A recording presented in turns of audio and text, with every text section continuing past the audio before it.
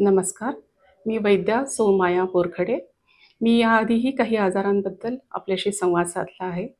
आज आपण अशाच एका विषयावर बोलणार आहोत, एका आजाराबद्दल बोलणार आहोत, ज्याला आपण पी-सी-ओ-डी किंवा पी-सी-ओ-एस असं म्हणतो.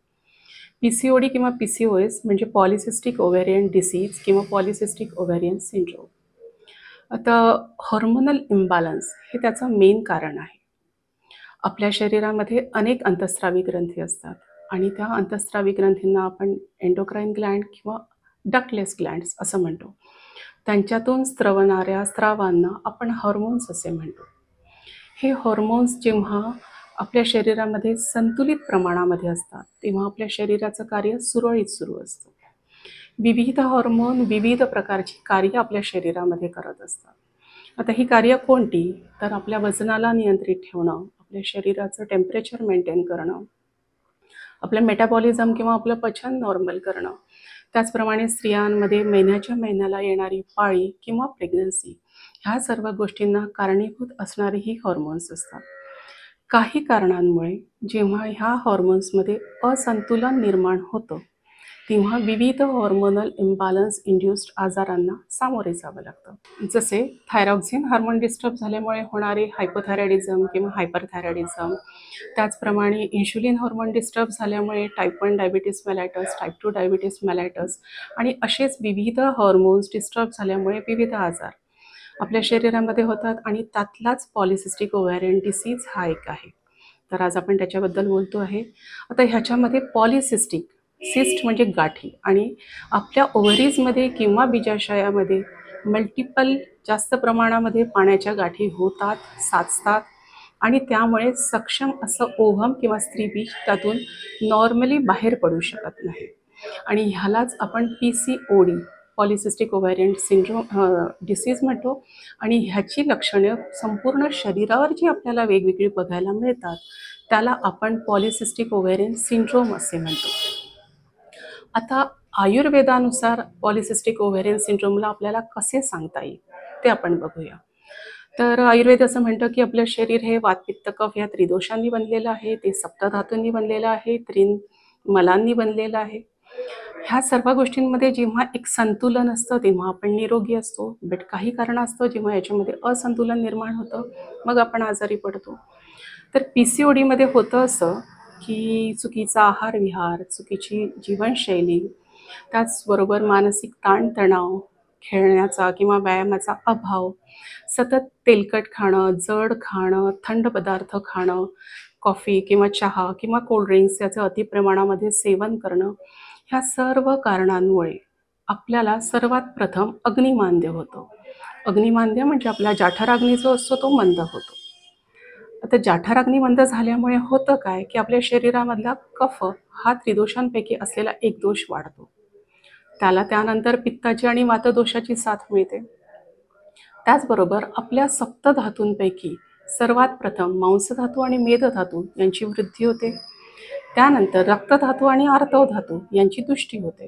म्हणजे ही सगळी अशी एकत्रित कारणे होतात आणि त्याच्या परिणामस्वरूप स्त्रोतोवरोध होतो.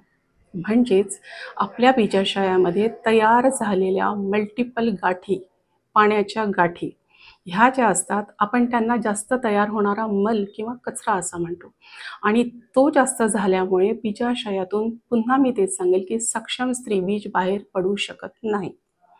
ह्याला आपण पी-सी-ओ-डी असे म्हणतो. आता आयुर्वेदानुसार आपण त्याला आर्तवदुष्टीही म्हणू शकतो किंवा आयुर्वेदानुसार आपण त्याला गर्भाशय दोष असेही म्हणू शकतो. ह्याचाच पुढचा जो स्टेप किंवा याची पुढची स्टेप जी असते त्याला आपण वंध्यत्व असं म्हणतो.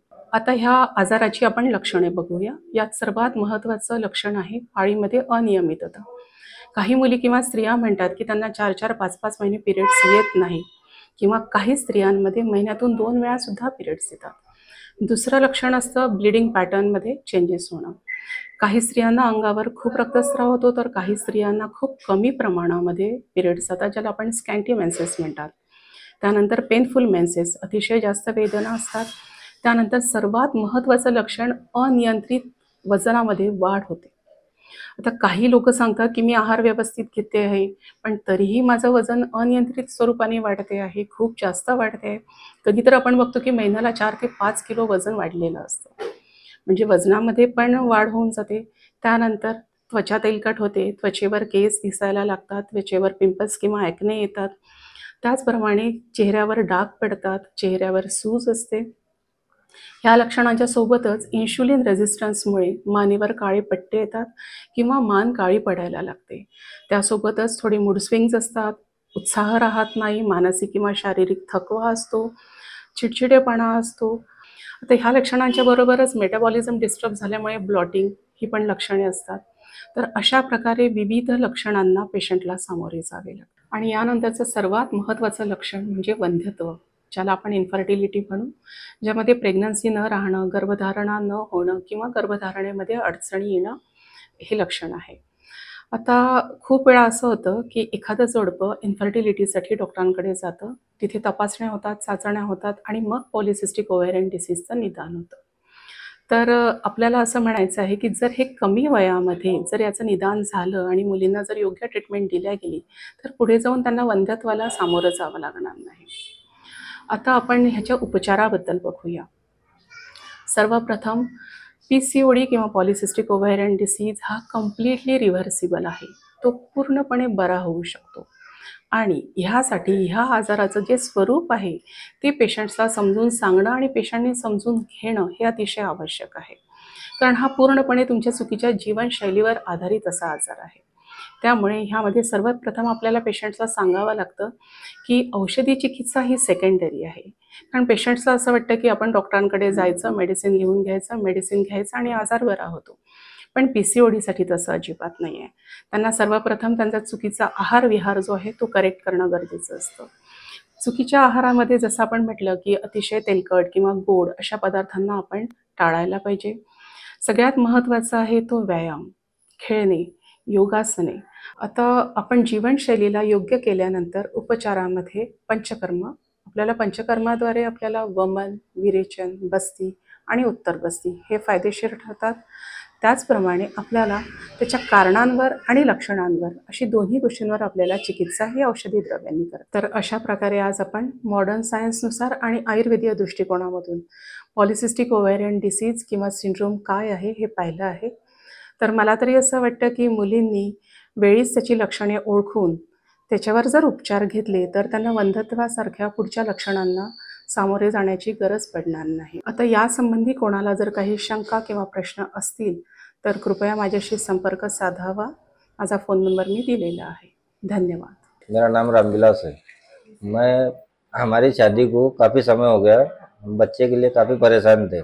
बहुत जगह इलाज कराने के बावजूद भी हमें कोई वो नहीं लगा, फ़र्क नहीं लगा। तो हमें किसी ने बताया कि एक आयुर्वेदिक हॉस्पिटल है, वहाँ जाइए, आप माया बोरखड़े मैडम है। तो उनके पास आने के बाद में हमारे को 1.5-2 महीने में फ़र्क लगा। तो अभी ये रिजल्ट आपके सामने है।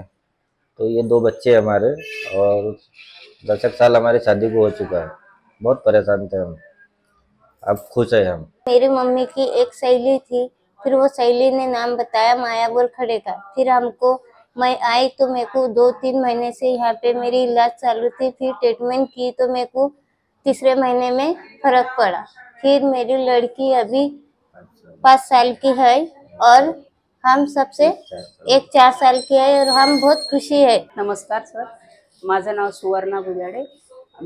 मला PCOD आणि थायरॉइडचा त्रास होता आणि हार्मोनल इम्बॅलन्स होता. तर मी बाकीच्या डॉक्टरांकडे औषध घेतलं पण मला काही फायदा झाला नाही.